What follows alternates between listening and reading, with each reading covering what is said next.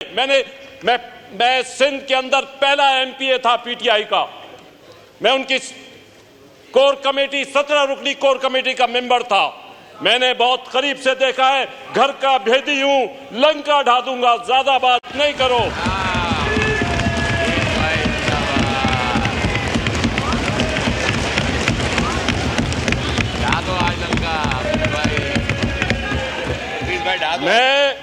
मैं ये समझता हूं कि जिस अंदाज में आप इमरान खान को प्रोटेक्ट कर रहे हैं, आज आपकी सफों में वो लोग नहीं हैं जिन लोगों को यहाँ इस सफों में रहना चाहिए था, जिनकी वजह से वजीउद्दीन ने छोड़ा, जिसकी वजह से नूरानी साहब ने छोड़ा, जिसकी वजह से हामिद खान पीछे हुए, जिसकी वजह से नजीब हारून पीछे हटा। सोचो तुम क्या करते रहे हो, किस अंदाज में हुकूमत चलाते रहते हो, किस तरह पॉलिटिक्स की है तुमने।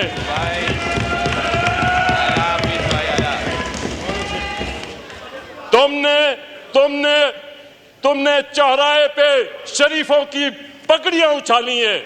शरीफों से मुराद मेरी वजीउद्दीन जैसे लोग हैं। हम सियासतदानों को सोचना चाहिए।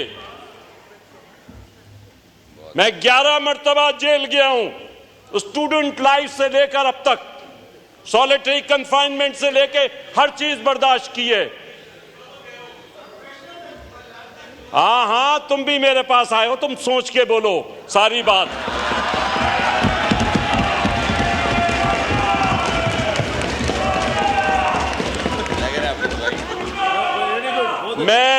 मैं बजट की बात करना चाहता था, लेकिन ये सारी गुफ्तगू सुन के मैं मजबूर हो गया कि मैं बजट से हटके बात करूं। बजट की बुनियादी बात जो हमें समझना चाहिए, जो देखना चाहिए, हमें मालूम है ये मजबूरी का बजट है। मुल्क की सियासी और माशी सूरत हाल ऐसी है कि जिसमें इस बजट पर इस अंदाज में चलना जरूरी था। हम तमाम लोगों को सोचना चाहिए, इसमें ऐसी मुस्बत तजावीज दें जिससे हमारी जो हुकूमत है मौजूदा या मुमलिकत जो है वो इसका पहिया आगे घूम सके। सबसे पहली बात तो यह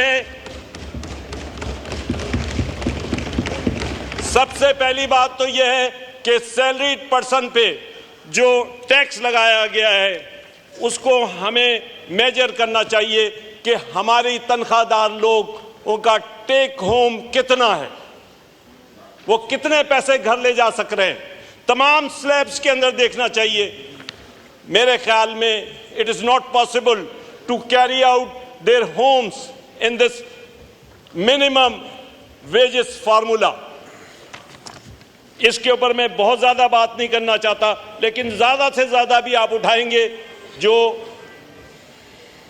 तनख्वाह मिल रही है उसमें अगर किसी को 12 लाख रुपए महीना भी मिल रही है तो उसकी सूरत हाल ये बन रही है कि 325 बिलियन हमारा पहले टैक्स था, अब वो 540 बिलियन पे पहुंच जाएगा। टोटल जो टैक्स का हजम हम जो रिकवर कर रहे हैं वो 540 बिलियन तक पहुंच जाएगा। इसके बाद मेरी सिर्फ फाइनेंस मिनिस्टर साहब, मेरी खुशकिस्मती है कि यहाँ बैठे हुए, मैं समझता हूं कि वो इस स्लैब पर गौर फरमाएं, इसको रिव्यू करें, इसके मामलात को देखें, क्योंकि मेजर चंक यहाँ से आ रहा है। इसको अगर देखेंगे तो हमारे मसले ज़्यादा बेहतर तौर पे हल होंगे, वरना हमारा नौजवान, हमारे पढ़े लिखे लोग इस मुल्क को छोड़ रहे हैं, वो परेशान हो रहे हैं। इस परेशानी को दूर करने के लिए ज़रूरी है कि इस स्लैब पर नज़रसानी की जाए। इसके बाद मैं आ जाऊँगा, असल में एक और मसला भी था जिसके ऊपर मैं बात करना चाहता था। असद कैसर साहब ने बड़ी गुफ्तगू फरमाई, उन्होंने भी बड़ी पुरजोश तकरीर की। ये फॉर्म 45 का झगड़ा पूरे मुल्क में डाला हुआ है इन्होंने। फॉर्म 47 के तहत तो आप भी मुंतखब होकर आए हैं, अगर हम मुंतखब होकर आए हैं तो फॉर्म 47 और 45 का इतना प्रोपेगेंडा। मैं जानता हूं किस तरीके से पीटीआई सोशल मीडिया पे लोगों को इंप्लाई करती है। मैं खुद उस प्रोसेस में रहा हूं, मुझे मालूम है। ये सोशल मीडिया का तमाशा बंद करो इस मुल्क के अंदर। 2018 के किस्से तुम्हें याद नहीं है, किस तरीके से तुमने हुकूमत हासिल की। इन बातों को सोचो, इन बातों को समझो और इस बातों पर चलने की कोशिश करो जो हम तुम्हें बता रहे हैं।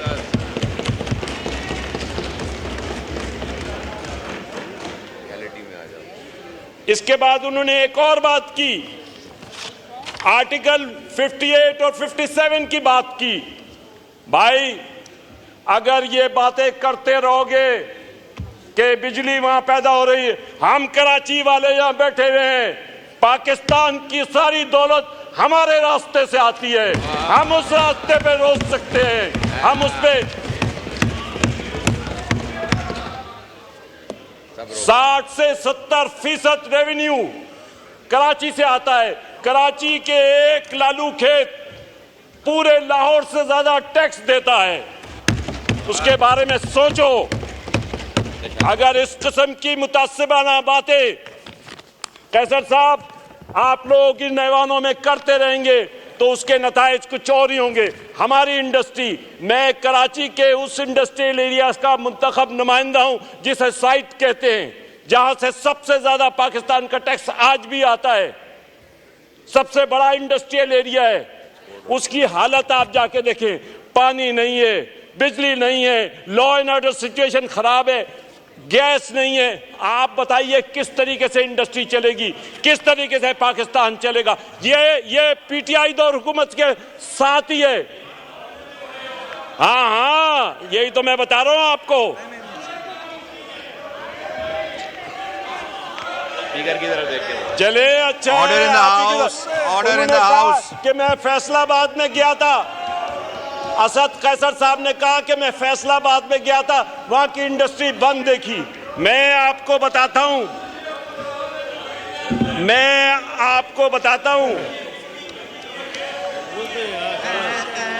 हाँ यही हम कह रहे हैं आपके दौर से। मैं आपको बताता हूं, देखिए ये Karachi chamber of commerce and industries ने अपने प्रपोजल्स भेजे हैं। मैं ज्यादा इस पे बात नहीं करता, मैं कोशिश करूंगा कि फाइनेंस मिनिस्टर साहब को ये प्रपोजल्स पहुंचाऊं। इतने पॉजिटिव प्रपोजल्स हैं, एक्सपोर्ट रिलेटेड प्रपोजल्स हैं, जिन प्रपोजल्स पे अमल किया जाए तो मैं समझता हूं कि मैं एक्सपोर्ट को बढ़ाने की ज़रूरत है और एक्सपोर्ट बढ़ने से पाकिस्तान के मसाइल हल होंगे। इसके अलावा मैं जिस बात की सबसे ज़्यादा पजीराई करूंगा वो दो बातें हैं। सबसे पहले तो इस बजट के आने से पहले शोर मचा हुआ था कि भाई पेंशन पे टैक्स लगेगा, पेंशन पे टैक्स लगेगा। ये बहुत अच्छी कोशिश रही है कि पेंशन पे टैक्स नहीं लगा। इसके बाद दूसरा प्रोपोगंडा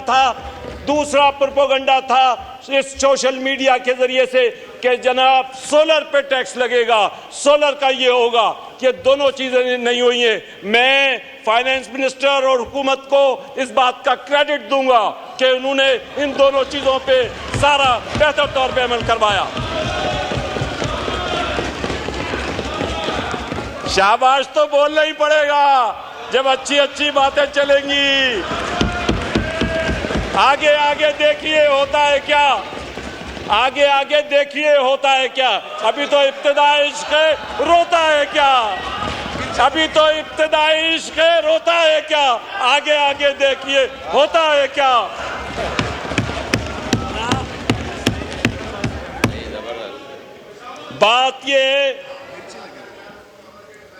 बात ये कि मुल्क को जिन चीज़ों की बड़ी सख्त ज़रूरत है उसमें हमारे पास पॉपुलेशन प्लानिंग का इश्यू सबसे बड़ा है। पॉपुलेशन प्लानिंग के ऊपर गौर करना चाहिए और उस पर अमल दरामद के लिए मामलात को आगे बढ़ाना चाहिए। ख़ास तौर पे उल्मा को इस सारे मामलात में शामिल हाल करना चाहिए।